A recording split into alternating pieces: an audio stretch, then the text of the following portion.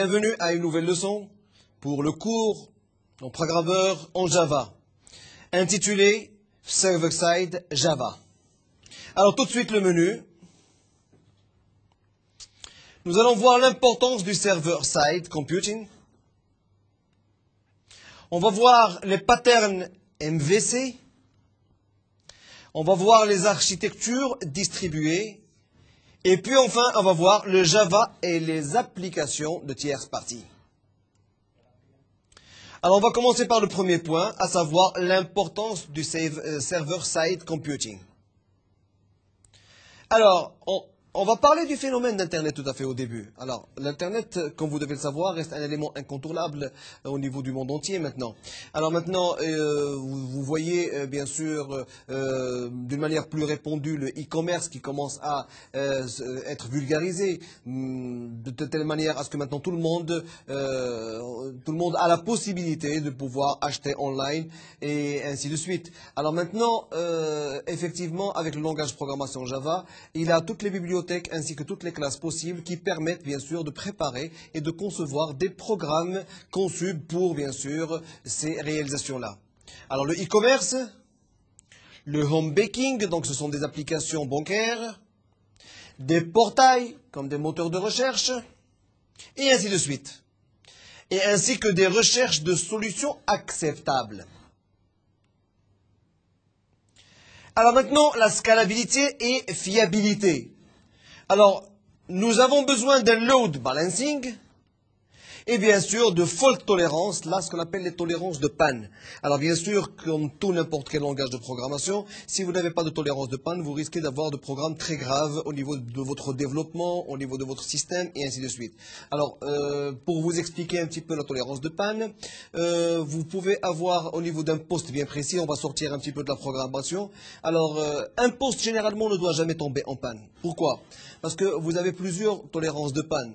Alors, pour pouvoir, bien sûr, éviter des crashs au niveau de votre poste, il y a des outils ou des utilitaires qui vous permettent, bien sûr, de pouvoir contrôler votre machine. Et ces outils, c'est ce qui font la tolérance de panne de cette machine-là. Alors là aussi, au niveau du développement informatique, vous avez aussi la possibilité d'insérer la tolérance de panne. Et au niveau de Java, vous avez aussi la possibilité d'insérer ou, bien sûr, de pouvoir implémenter ces tolérances-là.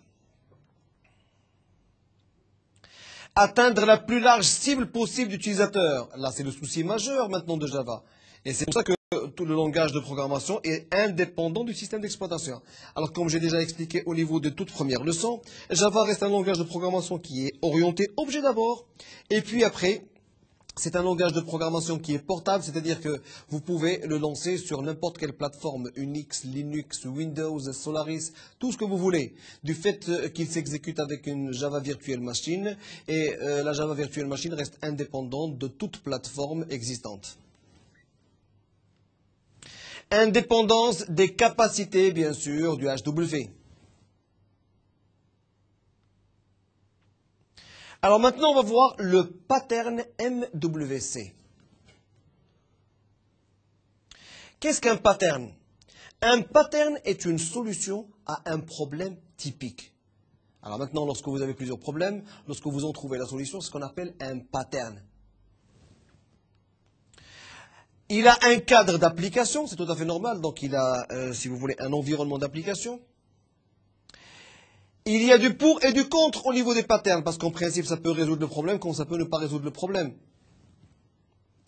Il peut être appliqué à divers niveaux d'abstraction. Alors, comme je vous ai expliqué au niveau de la leçon précédente, il y a plusieurs niveaux d'abstraction. Si vous choisissez un niveau de communication très bas, donc on fait abstraction à la couche physique, si vous voulez, du réseau. Maintenant, plus on augmente au niveau des niveaux de communication, plus l'abstraction augmente, jusqu'à arriver, bien sûr, à un niveau très supérieur, où le niveau d'abstraction reste aussi très supérieur. Les types de patterns. Il y a les patterns architecturaux, il y a les patterns de design, et il y a bien sûr les patterns idiomatiques. De l'histoire pour pouvoir comprendre les patterns correctement. Le MVC prend origine dans Smalltalk. Alors, c'est un langage qui était orienté objet pour les années 80. Donc, dans les années 80, il y avait déjà un programme orienté objet. Le Smalltalk, il permettait bien sûr de développer des programmes orientés objet. Pas même au même degré que le Java, mais déjà au niveau des années 80, on avait cette possibilité-là. Il permet la séparation du graphisme, code et données. Donc, au lieu maintenant d'avoir un programme où tout est inséré, donc on avait la possibilité de pouvoir séparer entre, bien sûr, le graphique, le code et les données. Alors, on va parler du pattern architectural. Alors, au niveau du pattern architectural, on s'occupe du modèle, de l'affichage, le view, et le contrôle. Alors, on va les voir au niveau d'un schéma. Vous avez bien sûr le contrôleur qui contrôle en même temps l'affichage, le view, et qui contrôle le modèle. Et dans les deux sens, il y a une communication du modèle vers le contrôleur et du contrôleur vers le modèle, et bien sûr du contrôleur vers l'affichage et de l'affichage vers le contrôleur. Les architectures distribuées. Alors maintenant, comme on l'a déjà vu au niveau de la leçon précédente, il existe plusieurs maintenant réseaux sur le marché. On peut utiliser Internet, on peut utiliser intranet, on peut utiliser extranet si vous voulez, mais on a aussi la possibilité d'utiliser des architectures distribuées. Alors on va les comprendre tout de suite. Distributed Programming vs Parallel Programming. La programmation distribuée et parallèle sont souvent confondues. La programmation parallèle concerne la séparation d'un processus en beaucoup de sous-processus parallèles pour augmenter la capacité de traitement. Alors maintenant, toujours la programmation distribuée, elle concerne la collaboration et la communication entre plusieurs processus, non nécessairement en parallèle. Alors la séparation entre les processus pourrait être une contrainte de projet et non un choix. Par exemple, maintenant au niveau d'un projet, au niveau de sa réalisation, vous allez être contraint bien sûr de faire la séparation en sous-processus pour pouvoir bien sûr mener à bien votre projet. Business logic. C'est la logique de programmation qui concerne la solution d'un problème de business. Alors maintenant, lorsque vous avez un problème de business, la solution, bien sûr, c'est ce qu'on appelle business logic. C'est trouver une logique, bien sûr, qui est orientée business et non pas orientée maintenant informatique. Bon, bien sûr, entre autres, la présentation logique toujours, c'est la logique de programmation qui concerne le formatage de données brutes de manière à pouvoir ensuite les présenter. Alors, l'intégration logique, c'est la logique de programmation qui concerne l'intégration d'objets avec des systèmes de persistance de données. L'orienté objet DB, les files, les fichiers et ainsi de suite. Alors maintenant, les tierces parties. Vous avez des niveaux logiques et vous avez des clients qui sont tierces et la présentation tierce. Alors là, en principe, vous avez la possibilité de pouvoir communiquer, le langage Java a la possibilité de communiquer avec des langages de tierces parties. Alors vous avez des niveaux logiques de communication et vous avez des clients tierces qui utilisent notre architecture et qui utilisent bien sûr notre plateforme et des présentations tierces aussi.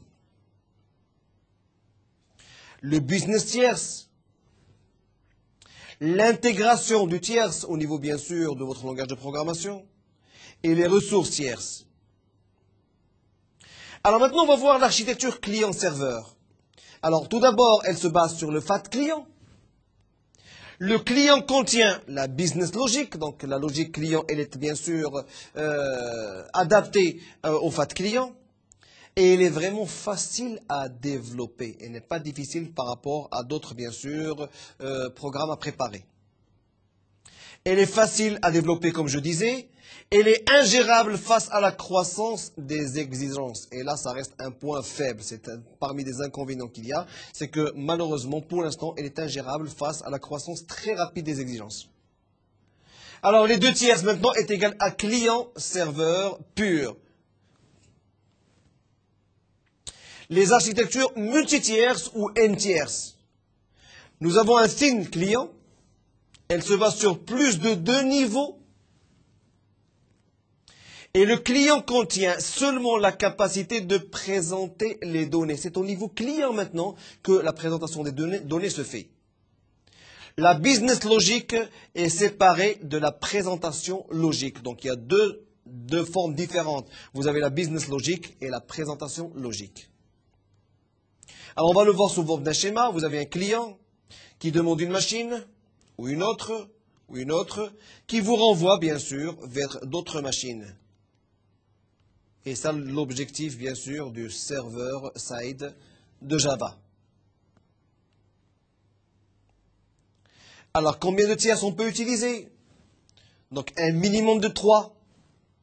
Il n'y a pas de limite maximale théorique, mais 6 niveaux au plus peuvent être trop compliqués à gérer. En principe, généralement, la majorité des gens travaillent avec 3 niveaux. Parce qu'au-delà de 3 niveaux, si on dépasse 4, 5, voire 6, on a vraiment des problèmes au niveau de la gestion de ces dernières. Alors, combien de logique sur le client cette fois-ci? Un thin client devrait seulement contenir le code nécessaire au formatage des données, plus un éventuel code de validation des inputs de l'utilisateur. Alors, un thin client aussi peut avoir des capacités limitées de caching pour optimiser les performances. Alors, lorsque je parle de capacité limitée de caching, c'est la mémoire cache, si vous voulez. Alors, lorsque vous utilisez un thin client, donc vous pouvez être limité au niveau de la mémoire cache, et à ce moment-là, vous ne pouvez pas, bien sûr, retenir toutes les informations dont vous allez avoir besoin. Toujours au niveau de combien de logique sur le serveur, cette fois-ci? Le serveur devrait contenir toute la logique, contrairement maintenant au client, au thin client du programme, sauf les capacités de présentation qui sont au niveau client. Cette logique devrait à son tour être subdivisée en divers niveaux logiques. Java dans les applications tierces, donc comment réagit Java au niveau des tierces applications. Alors les clients tiers cette fois-ci, ils utilisent des technologies non Java. HTML, JavaScript, c'est tout à fait normal.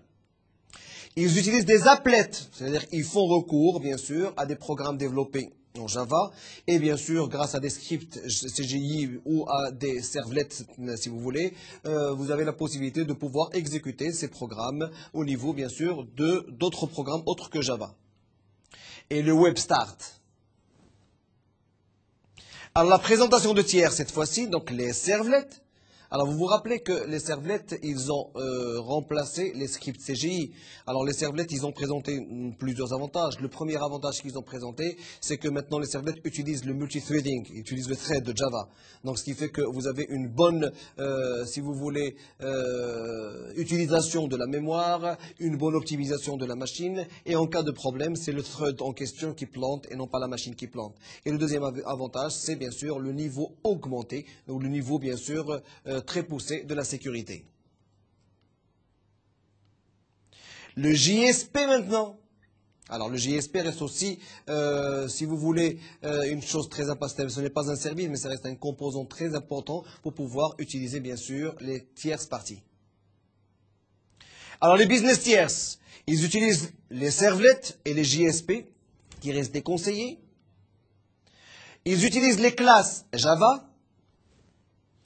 Ils utilisent du RMI pour la communication entre, bien sûr, les serveurs ou entre la communication entre les process. Ils utilisent le Corba aussi, sauf que le RMI, il est spécifique à Java, alors que le Corba, bien sûr, il peut être utilisé sur n'importe quelle plateforme ou n'importe quel langage de programmation. Et le EJB. Alors l'intégration des tiers cette fois-ci, pour pouvoir intégrer des tiers, il faut utiliser les JDBC, donc c'est pour pouvoir bien sûr contrer les bases de données, donc les databases, les connecteurs, ainsi que les databases, si vous voulez, all Java, toutes les bases de données de Java.